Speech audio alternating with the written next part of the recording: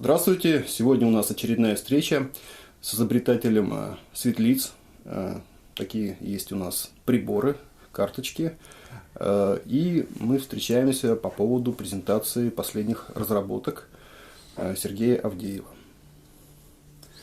Добрый день. Разработкой светлиц мы занимаемся уже достаточно давно. Это где-то примерно с 1995 года. То есть начали сначала исследования теоретического плана, некоторые практические наработки. И вот на данный момент у нас уже накопился достаточно большой опыт в том, чтобы представить новый шаг в этом направлении. Дело в том, что мы начинали с такой темы, которая относится ближе к экологии. То есть это задача, которая ставилась, она была связана с выбросами автомобиля. То есть то, что из выхлопной трубы выходит, можно ли сделать их чище, не применяя какие-либо фильтры или катализаторы. И вот эту задачу как раз мы решали на таком структурно-информационном уровне. Разработали устройство, которое приклеивалось на тот момент к бензобаку, и в результате этого СО, CH, то, что основные выбросы идут из автомобиля, снижалось где-то примерно в 10-15 раз. То есть не на проценты какие-то, то есть, а в разы. То есть фактически такое устройство – это такой экзокатализатор, который позволяет без затрат какой-либо энергии, без затрат материалов особых, очень дешево получать эффекты очень значимые. Но потом мы перешли к разработке и к исследованиям биологических систем. То есть как подобные технологии можно применить для живых существ. Начинали мы с исследования, как влияет на бактерии, на растения, на лабораторных животных, на крысах. И потом перешли уже к людям. То есть оказалось, что подобная технология существенно улучшает качество жизни людей.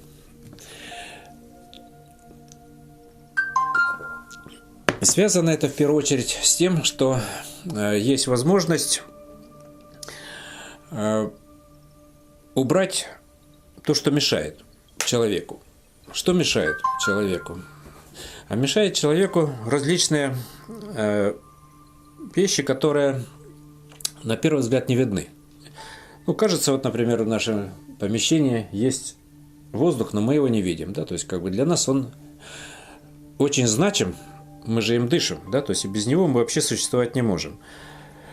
Но это процесс дыхания, он значим для каждого человека. Но видимость, как этот воздух организован, как что-то в нем находится, мы не можем взглядом различить, потому что он для нас прозрачный. И мы даже сам процесс этот часто не замечаем. Пока воздуха достаточно, пока он хороший, кажется, что все в порядке. Но есть еще другие аспекты, связанные с тем, что мы можем много чего не различать. Например, человек не различает радиацию. То есть у него нет датчиков, которые позволили реагировать на это. Но тем не менее радиация может достаточно разрушительно действовать на человека. Но в умеренном количестве, например, солнечная радиация, она нужна. И без нее тоже жизни не может быть. Поэтому и во всем то, что нас окружает, определенный баланс существует. Чего-то хорошего и того, чего нам может быть слишком много. Но в этом взаимодействии наше с окружающим миром обычно рассматривается, что есть только наш мир, и вокруг него больше ничего нету. Это подход, который в свое время был предложен Аристотелем, который спорил с Платоном и говорил, что Платон мне друг, но истина дороже. И спор их касался того, что есть ли еще, кроме той реальности, которую мы наблюдаем, или больше ничего не существует. Платон утверждал, что есть. Есть мир идеальных сущностей, которые сюда отображаются в какие-то процессы и явления. А Аристотель говорит, где он? Дайте мне его пощупать. Как его определить, что он есть? И говорил, что раз мы его не можем заметить, то мы его во внимание не принимаем. Его нету просто-напросто. И по этому пути вся наука и пошла развиваться. То есть рассматривается только то, что вроде бы можно наблюдать с помощью органов чувств или приборов. Ну вот, кстати, на иконах, кстати, очень часто рисуют там и свечение, и ауру, которые сегодняшние люди не могут наблюдать. А древние, соответственно, это могли наблюдать. А сейчас мы это можем делать только с помощью каких-то вот приборов наподобие. Да. Ну вот, например, такое явление есть, да, которое связано со светом. Да, то есть вот, если мы говорим действительно там об иконах, то есть там предполагается, что Бог – это свет, говорят. Но о каком свете речь идет, да? То есть, как этот свет с нами связан. А вот свет, вот у нас вот лампочки тоже свет идет. Это Бог или нет? Да, то есть, от солнца свет есть, да, то есть. Но, оказывается, и люди светятся. Да, то есть, и вот, когда стали проводить исследования, как человек светится, оказалось, что, да, вот можно взять прибор, который работает на основе эффекта Кирлян, и с помощью него измерить свечение человека. Причем можно измерить не все свечение, а достаточно измерить свечение с пальца. И вот все знают, что, ну или многие, возможно, знают, что существуют такие меридианы. Вообще китайцы их нарисовали, точки различные активные на человеке есть, и различные меридианы различных органов, которые заканчивались на пальцах. И оказалось, что в соответствии с этой системой действительно каждый пальчик и каждый наш сектор вот этого пальца связан с каким-то органом или с какой-то системой организма. И по характеристикам этого свечения тоже можно судить о том, что есть у человека и как он с этим миром взаимодействует. У них там, кстати, эта практика называлась либо пальцевый цигун, либо упражнение лотоса, да, вот это то, что вот добиться синхронизации пальцев, это как раз идет работа на этих органах, работа на органы Да. идет. Совершенно верно. То есть мы можем делать диагностику по пальцам, да, а можем через вот эти же точки, которые здесь заканчиваются, можем воздействовать на органы, да, то есть налаживать вот эту связь. Но самое интересное оказалось, что вот этот свет, который мы излучаем, он очень нужен человеку. То есть на него тратится достаточно много энергии. И мне некоторые люди говорили, ну, надо бы поменьше светиться, тогда тебе больше энергии будет доставаться, ты будешь все экономить, и от этого тебе будет хорошо. Оказалось, что все наоборот. Чем сильнее человек светится, чем ярче его свет, тем он лучше живет. Тем меньше он болеет, тем легче ему налаживать отношения с другими людьми, с миром и так далее.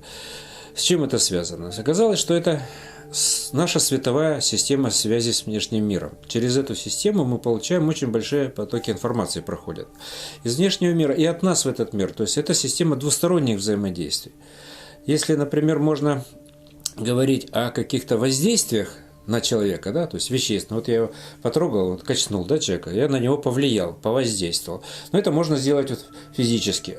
Да, то есть, а можно, например, таблетку какую-то проглотить, тоже вещественную, и тоже мы что-то там в организме поменяем, то есть окажем на него воздействие. Или полем можно воздействовать, да, электрическим, магнитным, там взять какие-то гравитационным, то есть это полевое воздействие. Есть еще информационное воздействие на человека. То есть вот различные методы, то есть языковые, например, разрабатывают для того, чтобы как-то воздействовать на людей. Психологически, там, гипноз или НЛП там, методы и так далее. Это информационное воздействие на человека. Но когда мы начинаем говорить о световых отношениях, о вот этом свете, который мы излучаем, который нам очень нужен, то оказалось, что здесь уже речь идет о взаимодействии. Потому что идет обмен светом. То есть мы не можем сделать так, чтобы свет только от одного человека шел к другому. Такой вот. Да? То есть, и откуда он берется, этот свет? Оказалось, что он берется изнутри человека. У каждого человека внутри есть маленькие электростанции в каждой клетке. Называются митохондрии. Вот они вырабатывают энергию, вырабатывают этот свет, который и обеспечивает нам вот такую связанность. Это обеспечивает энергию весь организм, но в то же время еще создает некую, как говорят, ауру вокруг человека. И вот есть личности, например, которые умеют хорошо с помощью этой ауры взаимодействовать с другими людьми. Они их называют харизматическая личность. Он как-то налаживает контакты, и легко люди к нему тянутся. А есть люди, которые не умеют этой системой пользоваться, или она у них плохо работает. Ну и тогда этим людям сложно в этом мире находить общий язык с другими людьми. Как помочь человеку наладить вот эти связи световые? Вот для этого мы разрабатываем различные устройства, которые у нас выглядят по-разному, да, то есть это могут быть карточки, повязки, это могут быть браслеты и так далее. Ну вот, например, такая карточка называется у нас потенциал любви. Причем это вот мужской потенциал любви. То есть у нас они двух видов есть, мужской и женский. Вот сейчас мы как раз выпустили новые модели, которые и разделили. Раньше был у нас общий потенциал, одинаковый, то есть как бы для мужчин и женщин. А сейчас мы повысили мерность взаимодействия и учли вот эту разницу, которая есть между мужчинами и женщинами. Так вот, например, когда мы говорим о любви как о свете, да, то есть что такое свет любви? Да, то есть это нечто, возникающее между людьми, с помощью чего они объединяются во что-то большее. У них возникает, как говорят, общая аура. То есть они были каждый сам по себе отдельная, как отдельная структура, а здесь возникает некая более общая структура, которая налаживает им состояние вот этой влюбленности как силу притяжения. И они начинают ощущать, что вместе они оказываются гораздо больше, чем каждый сам по себе в отдельности. И это вот их связывает воедино. То есть у них что получается? У них появляется общая структура времени жизни. И эта структура их сближает. Так вот, как помочь человеку соединиться вот с помощью этого света, да? То есть как наладить эти отношения? Вот как раз карточка потенциала любви уменьшает влияние каких-либо помех. То, что мешает человеку делать эти связи, соединять. Другие карточки, другие структуры, они другие какие-то налаживают отношения между миром и человеком. То есть представьте себе, да, человека как вот такое световое облако. И из этого светового облака есть вот такие связи световые, ну как вот волокна такие, которые вокруг его создают вот эту вот ауру. И через вот эти связи мы взаимодействуем с самыми разными объектами, да, то есть с другими людьми, с пространством, например, в этой комнате, с какими-то электромагнитными приборами, с автомобилями, да, то есть с растениями, с животными. То есть у нас множество систем, которые нас окружают.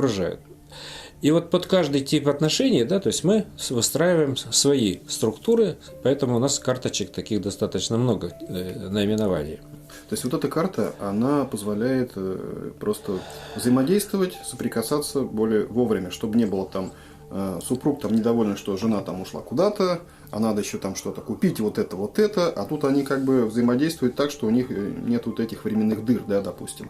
И они постоянно вместе, и у них контакт происходит более гармонично, нет возникновения каких-то вот этих паразитарных вот этих вот скандалов разных. Да, вот. И самое-то главное отличие вот этого разработки от тех предыдущих, то, что она предназначена отдельно для мужчины, отдельно для женщины. То есть это уже усовершенствованная модель.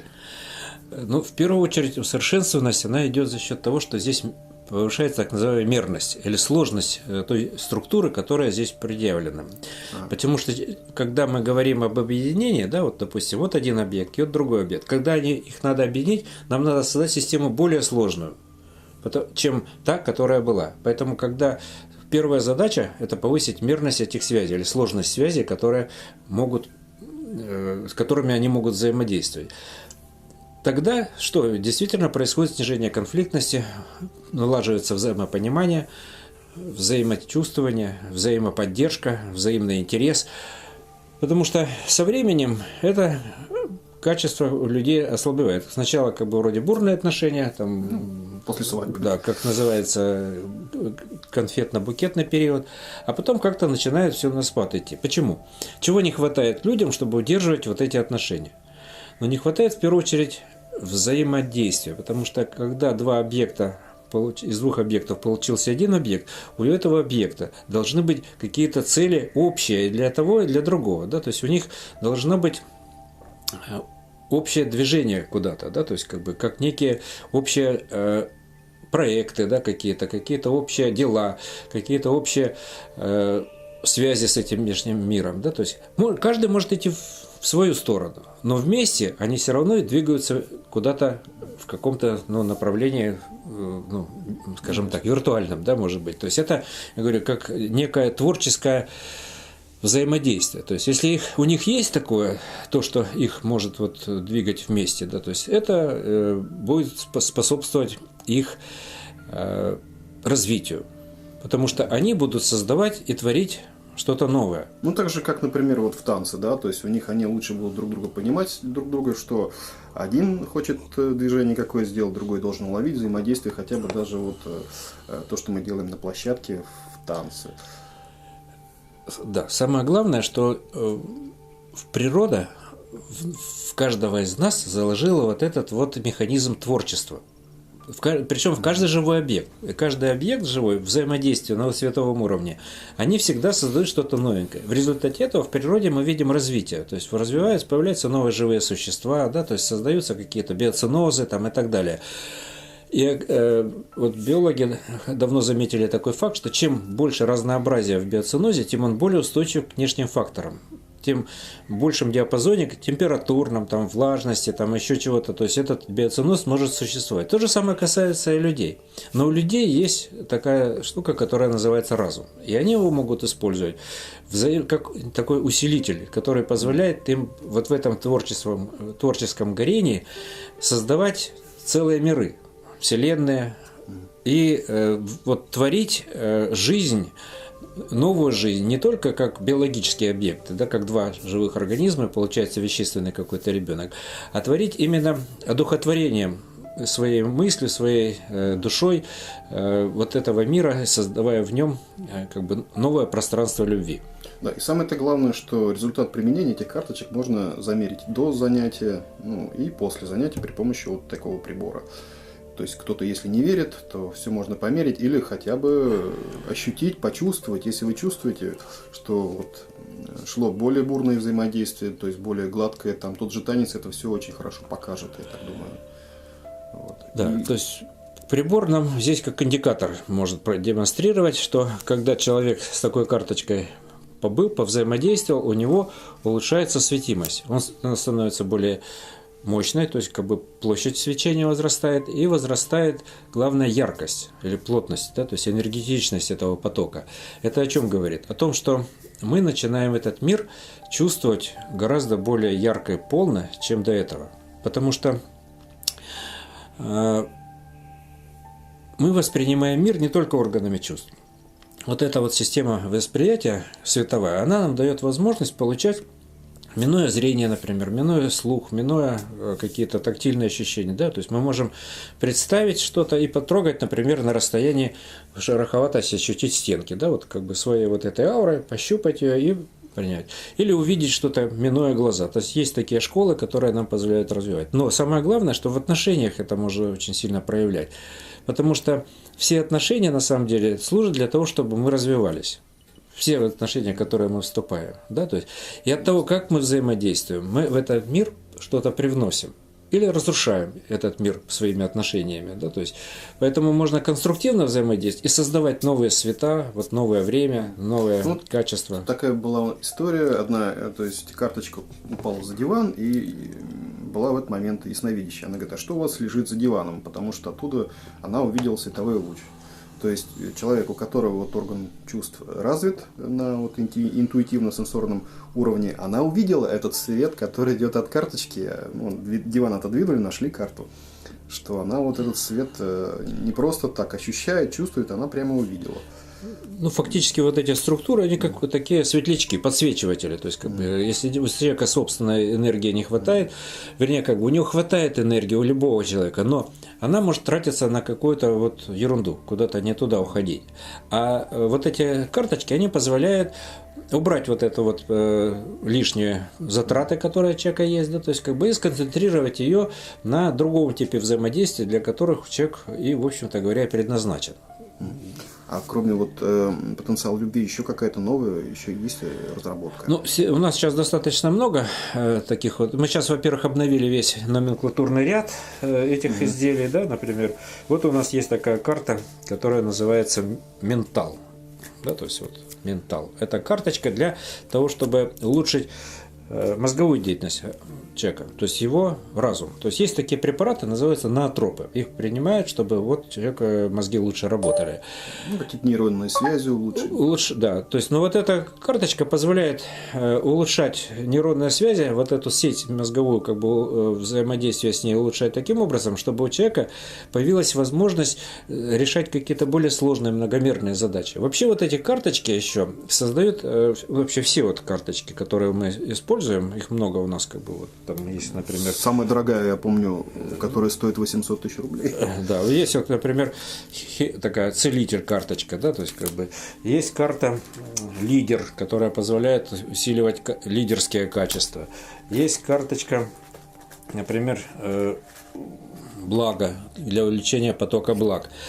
Вот. И карточки блага, вот у нас есть там такой уровень этой карты, карта Brilliant, которая действительно стоит очень дорого. Это для людей, для предпринимателей крупных, которые работают с очень большими массивами информации, которые работают с крупными финансовыми потоками. Для них вот нужна именно такого рода карта, такая структура.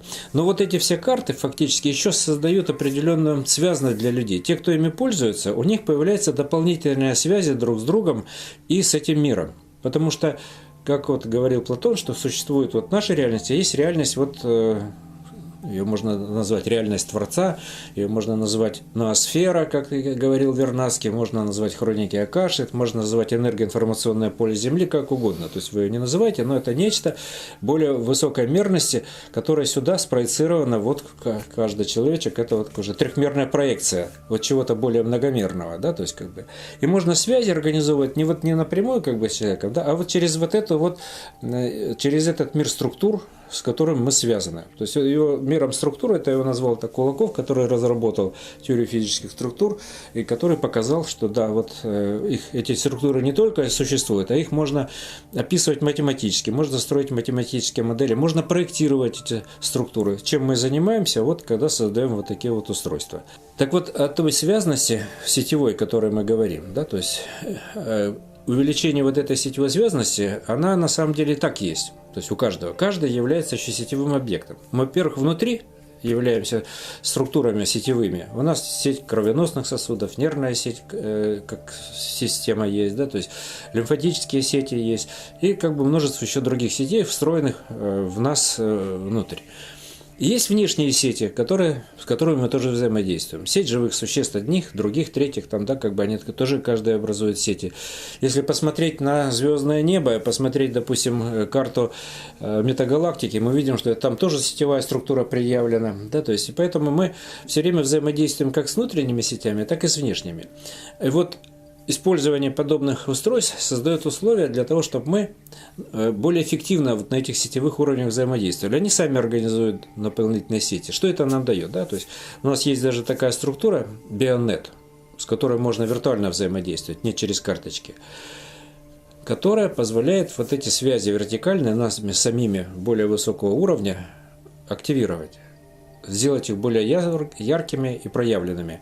И это дает нам возможность в этих сетевых отношениях выступать уже не вроде локального такого приемника, там, собственной вот сетью работать, да, то есть, а связываться через сетевые взаимодействия с другими такими же людьми. Вот есть объект, у него тоже, это тоже такая бесконечная сеть, и у меня, допустим, да, то есть, если мы начинаем на световом уровне, на этом сетевом взаимодействовать, у нас уже получается общее взаимодействие, мы, ну, как бы, как антенна, как бы, получается коллективная антенна.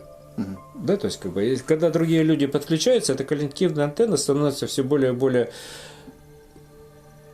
объемной, как бы, широкой, и тем более это дает возможность получать более чистую информацию, это дает возможность в этом мире стать более адекватным. То есть легче адаптироваться к изменяющимся внешним условиям. Мы видим, что условия начинают все быстрее и быстрее меняться, и часто люди не успевают к ним меняться.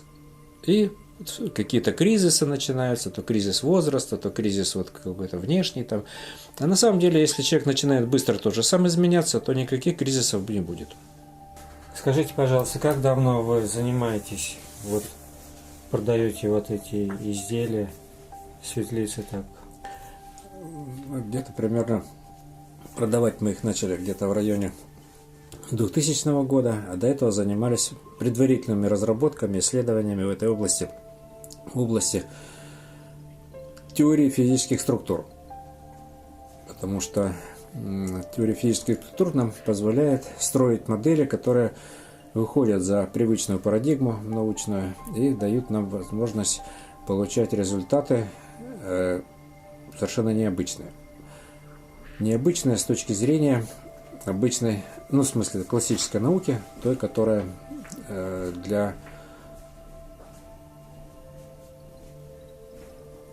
которая принята в мире, скажем так, в основном. Потому что много исследователей на самом деле пытаются прорываться вот за пределы этой реальности.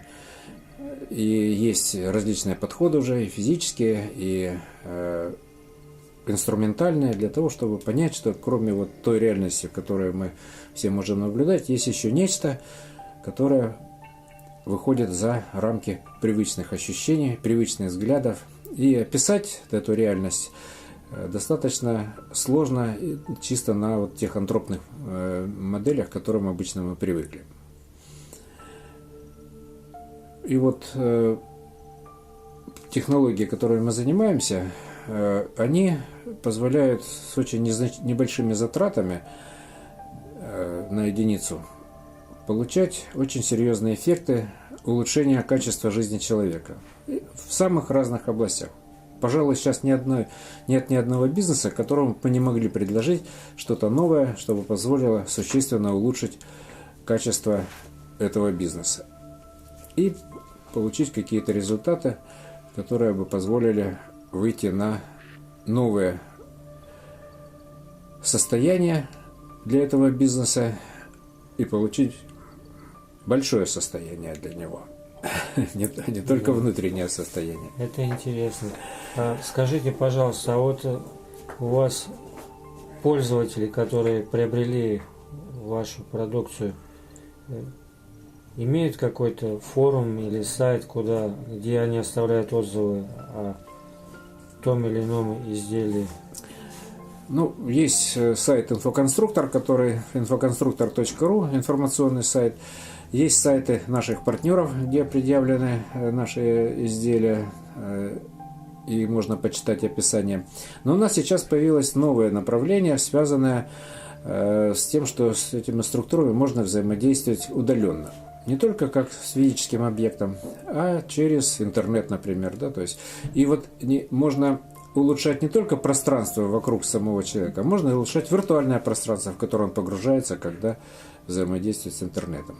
А вот на сайте сейчас мы хотим превратить ее в некую небольшую такую социальную сеть, в которой бы люди могли, которым интересны подобные технологии, общаться, выстраивать какие-то свои проекты, налаживать новые отношения и тем самым получить возможность выйти за пределы вот той обыденной и серой жизни, в которую очень часто человек погружается и не может понять, для чего же он здесь оказался. Интересно. А скажите, вот у вас вот каталог большой и изделий как бы много. Вот вам вот самим какое вот изделие, которое больше нравится самому? Или несколько, может быть, этих изделий? Нам нравятся, конечно же, все изделия. Если бы нам что-то не нравилось, мы бы это не выпускали. Но с чего мы начинали? Да? То есть, мы начинали с такой тематики, которая экологическая. Это у нас эконорм изделия для автомобиля, которая позволяет, с одной стороны, уменьшить выбросы в атмосферу, а с другой стороны, экономить топливо, повышать безопасность движения, чтобы меньше было аварий и различных стрессовых ситуаций на дороге.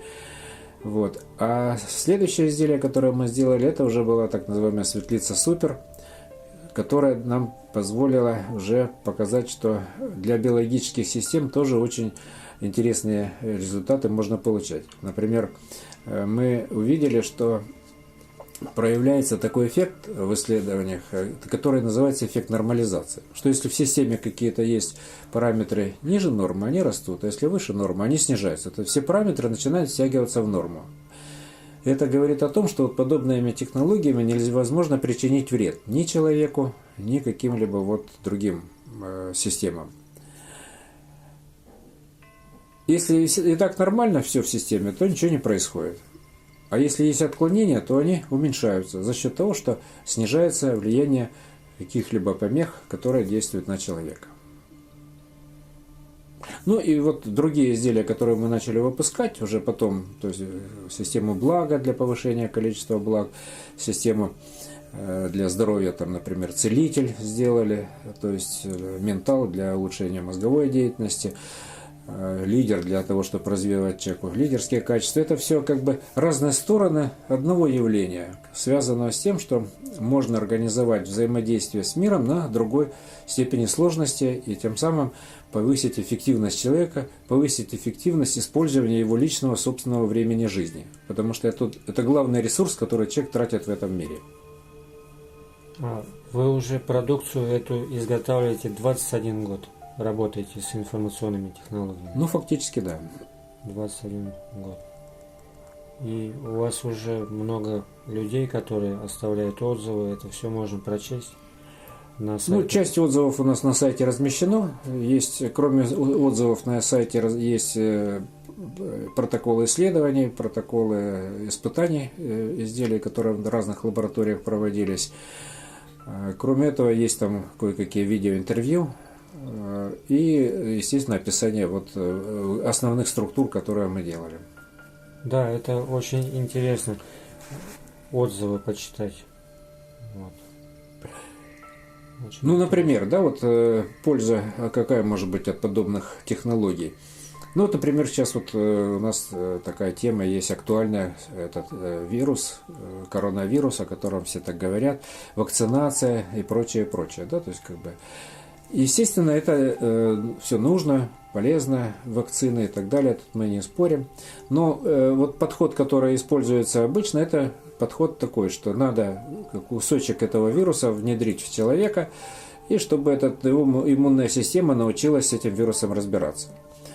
Но ведь может быть подход и другой. Если можем обучить эту иммунную систему чисто на информационном уровне, то есть передать не вещественную часть этого вируса, а информационную компоненту, чтобы организм ее принял и уже прошел обучение. Но тогда, используя подобные технологии, можно обучать иммунную систему, взаимодействовать с вирусами, не доводить это дело до болезни, существенно улучшить работу иммунной системы. И вот исследования, которые мы занимались, они показывают, что иммунная система, ее параметры улучшаются там, в 5-10 раз некоторые, в зависимости от того, как они были искажены до этого. Интересно. А средняя вот стоимость на изделия, вот, которые больше всего люди вот в последнее время покупают, у вас как это называется изделие? Ну, изделия у нас сейчас достаточно дорогие. Почему? Потому что они выпускаются очень маленькими партиями. В силу того, что тема сложная для восприятия человеком, то и большинство вообще людей эту информацию отказываются воспринимать, считая, что это некий новый вид шарлатанства, то основные затраты, которые идут, это затраты на маркетинг. То есть для того, чтобы донести для людей информацию. И за счет этого, так как объемы продаж не очень большие, приходится держать достаточно высокие цены. Но для массовых продаж, то есть, это вот, например, у нас изделия там могут стоить 8, 9, 10 тысяч и более. А если массовое производство использовать, да, то есть как бы встраивать в существующие бизнес-процессы эти структуры, то там себестоимость этих структур будет очень низкая. И это, конечно, выгодно было бы крупному бизнесу применять подобные технологии для того, чтобы, с одной стороны, улучшить качество продукции, а с другой стороны, увеличить сбыт. Потому что когда структуры эти встраиваются в тот или иной вид продукции, то они как бы подсвечиваются этими структурами. И люди их начинают воспринимать гораздо лучше, этот продукт. Ну, например, с водой мы пробовали, да, то есть, как бы, вот если поставить несколько видов воды, и какая-то человек взаимодействовал с этой структурой, то большинство людей неосознанно выбирают именно ту бутылку, в которой вот уже эта структура набрала время.